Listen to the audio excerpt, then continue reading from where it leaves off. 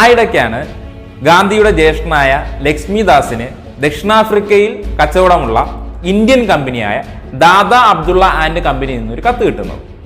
അതിൻ്റെ രത്ന ചുരുക്കം ഇതാണ്. ദക്ഷിണാഫ്രിക്കയിൽ മേൽപ്പറഞ്ഞ കമ്പനിക്ക് ഒരു വലിയ കേസ് നടക്കുന്നുണ്ട്. 40,000 പൗണ്ട് വിട്ടുകിട്ടുവാനുള്ള കേസാണ്. ഈ കേസ് വാദിക്കുന്നത് പ്രഗത്ഭന്മാരായ വക്കീലന്മാരും ബാരിസ്റ്റർമാരുമാണ്.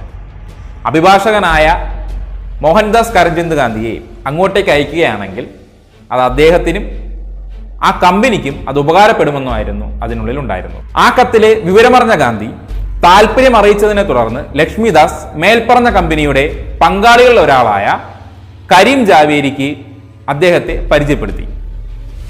12 മാസത്തെ കോൺട്രാക്ട് അടിസ്ഥാനത്തിലെ തൊഴിൽ, 105 പൗണ്ട് കൂലി.